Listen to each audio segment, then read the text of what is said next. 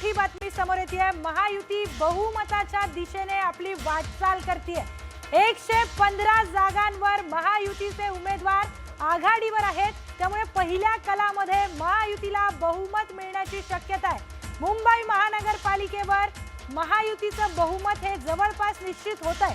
दहिसरमध्ये सेनेचे मंगेश पांगारे विजयी झाल्याचं कळतंय।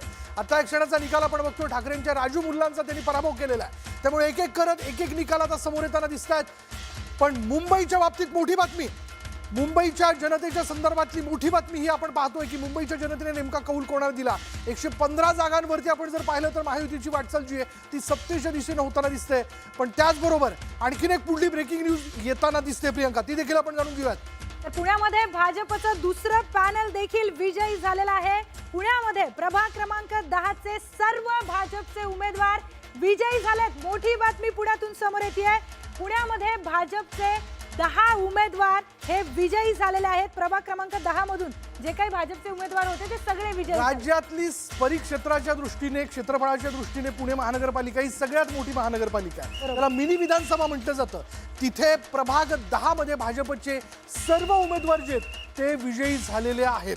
त्यामुळे पुण्यामध्ये भाजपने आपली प्रतिष्ठा ही जवळजवळ राखल्याचं दिसून येतं। त्यामुळे अण्णांनी, मुरली अण्णांनी आपल्या ट्रकचा स्पीड कायम ठेवलेला दिसतोय।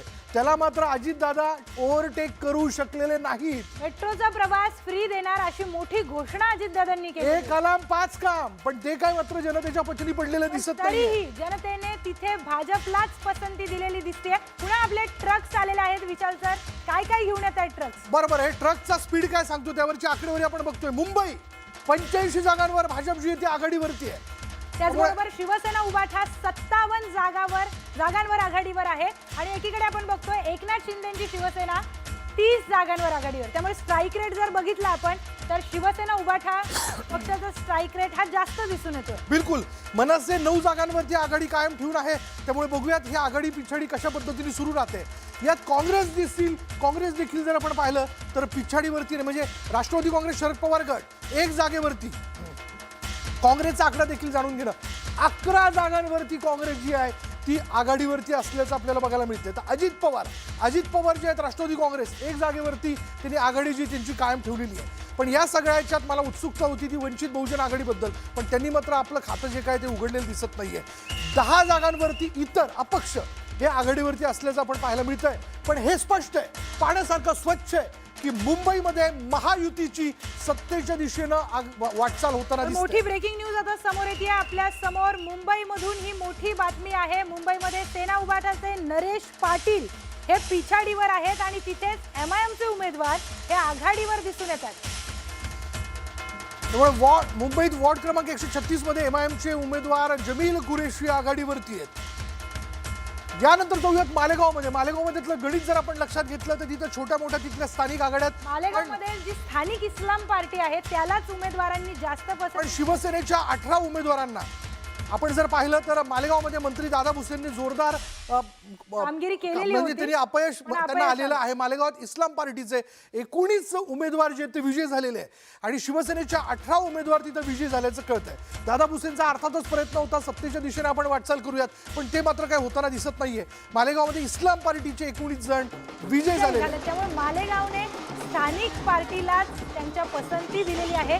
19 उमेदवार मालेगावमधून इस्लाम पार्टीचे विजयी झालेले आहेत। दुसरीकडे सुषमा अंधारे म्हणजे भले सत्तेच्या दिशेने वाटचाल होत नाहीये, पण एकूणच राज्यभरात आपण उभाटा मनसेचं एकत्रीकरण झाल्यानंतर जी काही कामगिरी आहे त्यातनं जो काही वेगवेगळ्या ठिकाणांवर आकडा समोर येताना दिसतोय त्याच्या विजयाचं सेलिब्रेशन त्या करताना दिसत आहे। सुषमा अंधारेने देखील प्रचाराच्या निमित्ताने राज्यभरात वेगवेगळ्या ठिकाणी आपल्या प्रचार सभा घेतलेल्या होत्या, राज्य पिंजून काढलं होतं। सुषमा अंधारे या दिसतात आणि कार्यकर्त्यांचा जो काही जल्लोष आहे तो दिसून येतोय। एक भक्कम विरोधी पक्ष म्हणून मुंबई महानगरपालिकेमध्ये शिवसेना उभाठा किंवा ठाकरे बंधूंचा जी काही युती आहे ती पुढे येऊ शकतात। ते मंत्री संजय शिरसाट यांची मुलगी जी आहे ती विजयी झाल्याचं कळतंय। छत्रपती संभाजीनगर मधून मंत्री संजय शिरसाट यांची मुलगी हर्षदा शिरसाट या उभ्या होत्या तिथून आणि तिथून त्या निवडून आलेल्या आहेत। त्यांचा विजय झालाय। संजय शिरसाटांवरती टीका झाली, घराणेशाहीची टीका करण्यात आलेली होती, पण घरात त्यांनी तिकीट दिलं होतं। त्यांची मुलगी जी आहे ती आता नगरसेवक झाली, ती विजय झाल्याचं कळतंय।